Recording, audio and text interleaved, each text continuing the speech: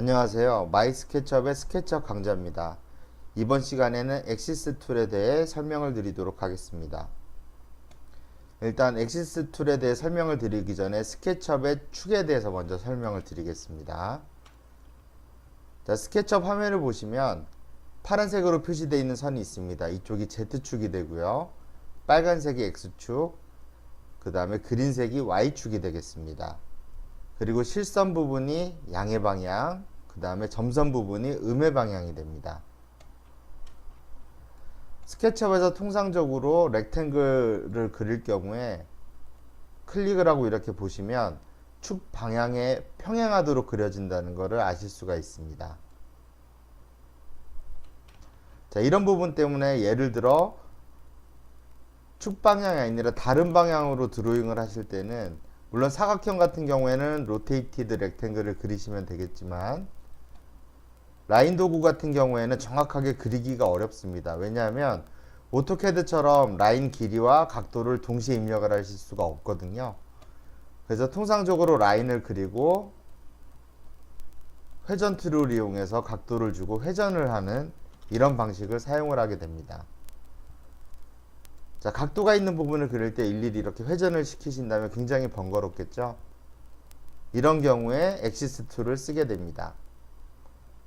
자, 엑시스 툴을 누르시고 축의 원점이 되는 부분을 클릭을 하시면 됩니다. 처음에는 클릭을 하시고요.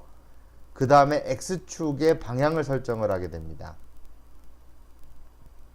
자, 클릭. 그 다음에 Y축의 방향을 설정을 하는데요. Y축까지 정의를 내려주면 Z축의 방향은 알아서 설정이 되게 됩니다. 자, 이 상태에서 렉탱글을 그리면요. 이 축 방향, 변경된 축 방향에 평행하게 그려지고요. 라인도 마찬가지로 축 방향과 평행하게 그려지게 됩니다. 그래서 각도가 있는 부분들을 쉽게 그리실 수가 있습니다.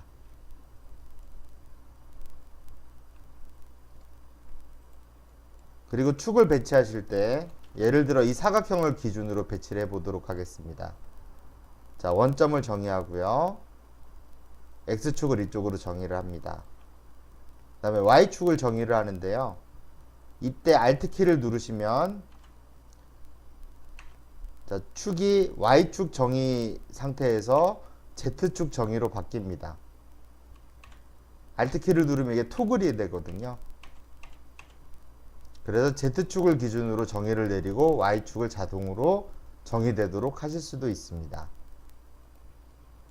자, 다시 엑시스 도구를 누르시고 이 상태에서 클릭을 하신 다음에 X축을 먼저 정의를 하게 되는데요. 이때도 Alt키를 누르시면 Y축, Z축 이런 식으로 순환해 가면서 원하는 축을 먼저 정의를 내리실 수가 있어요.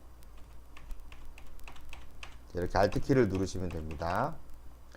그리고 축을 원래 원점에 있는 곳으로 되돌리시려면 축에서 마우스 우측 버튼 누르시고요.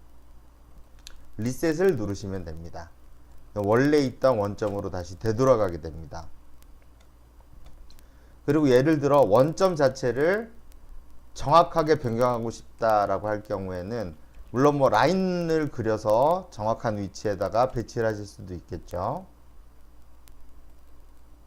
이런 식으로요. 이 정도 떨어진 XY축 길이만큼 떨어진 곳에 축을 배치하실 수도 있어요. 하지만 좀 더 편한 방법을 사용을 한다면 축상에서 마우스 우측 버튼을 누르시고 무브를 누르시면 됩니다. 그러면 X, Y, Z축이 어느 정도 거리에 정확하게 떨어져서 원점이 지정이 되는지 설정을 하실 수가 있어요. 자, 각각 1000을 입력을 하고요.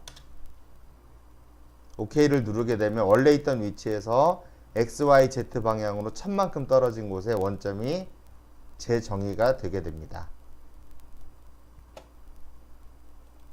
자, 다시 무브를 눌러보시면 회전을 시키실 수도 있어요. Z축 기준으로 45도가 돌아간 형태가 되려면 이렇게 45도를 입력하시고 OK를 누르시면 원래 있던 각도에서 Z축을 축으로 해서 45도만큼 돌아간 좌표계를 정의를 하실 수가 있어요. 자, 그리고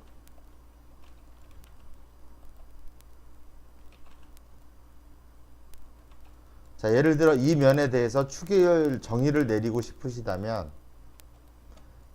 제가 스케일 도구에서도 말씀을 드렸는데요. 자, 마우스 우측 버튼을 누르시고 얼라인 엑시스를 누르시면 이 면에 적합한 상태가 되도록 축을 재정의합니다.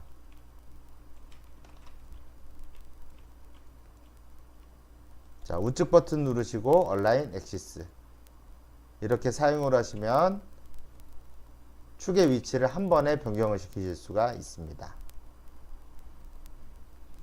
자, 이번 강의는 여기까지입니다.